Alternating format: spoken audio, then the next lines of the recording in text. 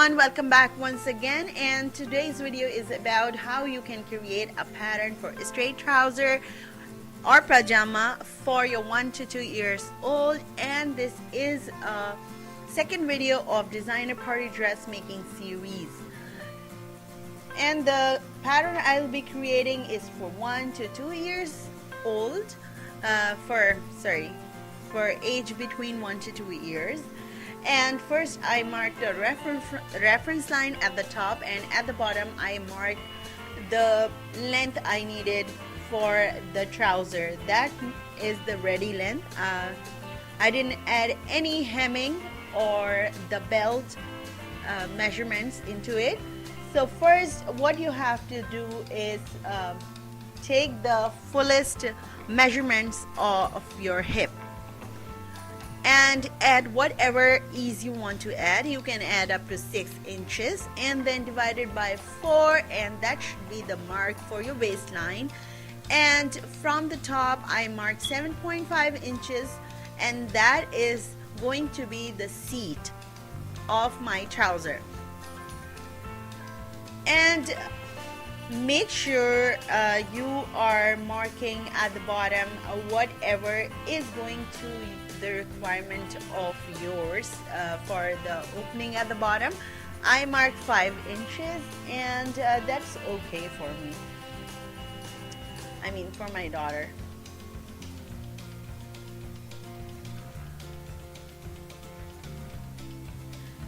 And from the top I marked 8 inches, and at 8 inches make sure on the top and at the bottom where the lines end, make sure the lines are straight and you have the equal amount of waist.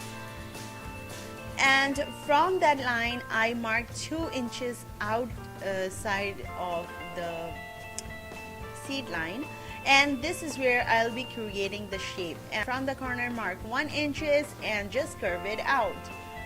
You can use French ruler or you can do freehand, it's entirely up to you. And this is just the ready pattern.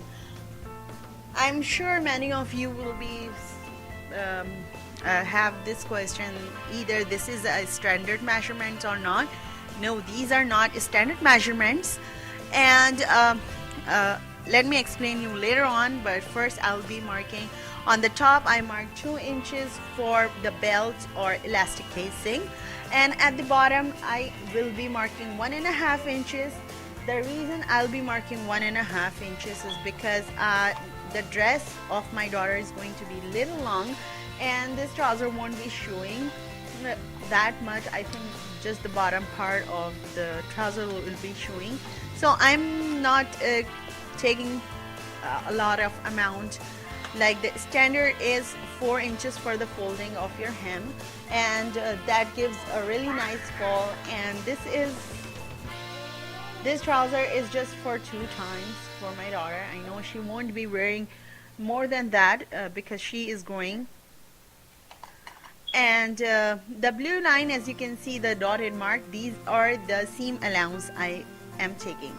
And as I told you, the measurements aren't standard.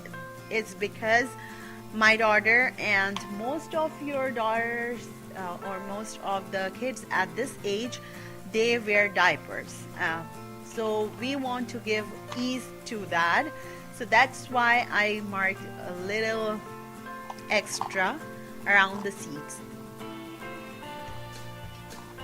And if you are using stretchy material, then definitely use the standard measurements, which is for the seat mark is 6.5 inches, and then just 1.5 inches outside of the line of the, and then make the curve. And that should be it for the standard measurements for your stretchy material. I am using a mix of polyester and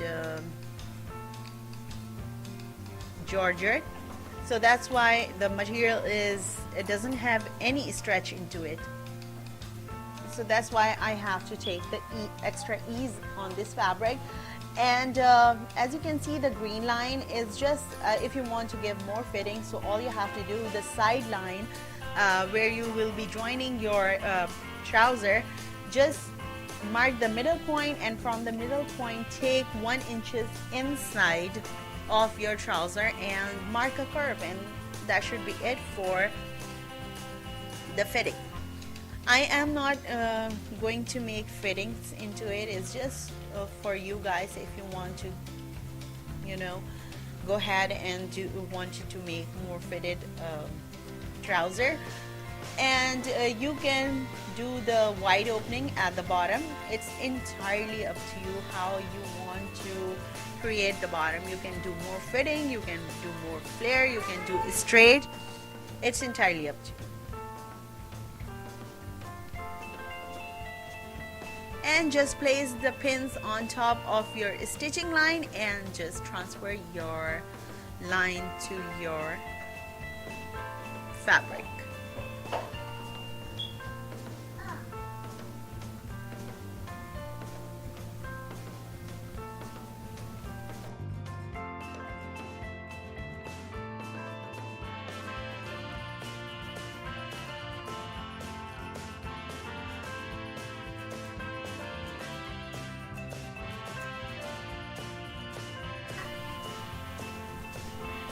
And I overlocked it using overcasting stitch on my machine. If you don't have that, if you don't have overcasting stitch option on your machine, then do the zigzag.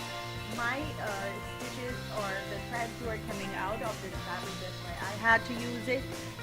You don't have to if you have a nice material, like if you're using jersey or lightweight cotton or cotton.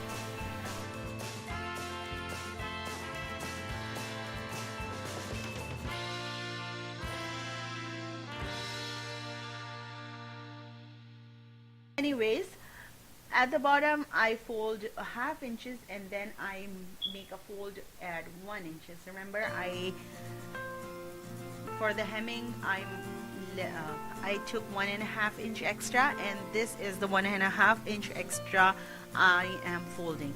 Just mark the pins if it's easy for you, and just start stitching on top of it.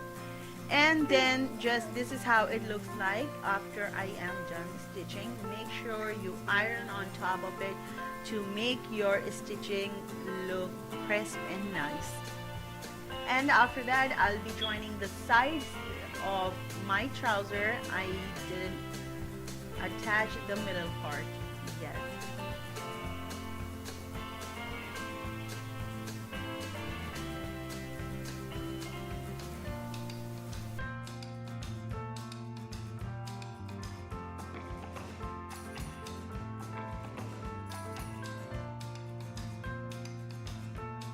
And if you want to take away the extra fabric, you can do that. If you want to keep it, you can keep it for future. If you want to change the stitching line,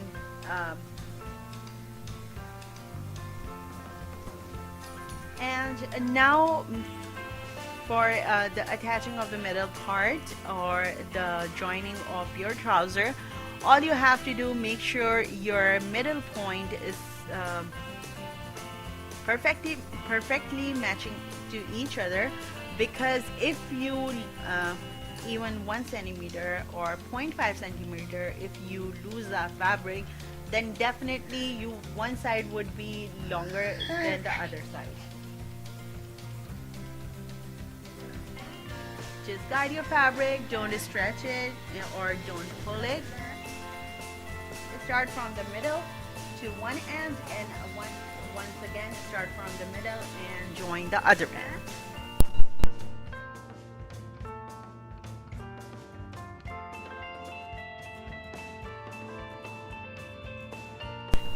And as you can see, the lines are matching perfectly.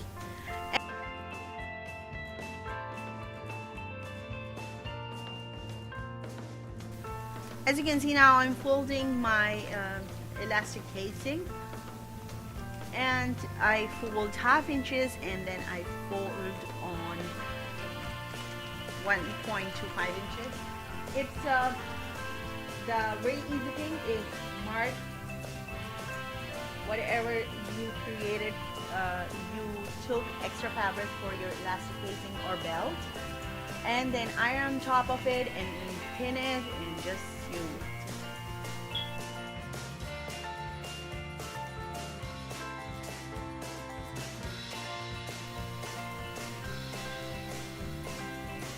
And now I'll be using the elastic, and all the elastic has a different kind of stretch, so I won't be telling you that you should take this measurement or that measurement.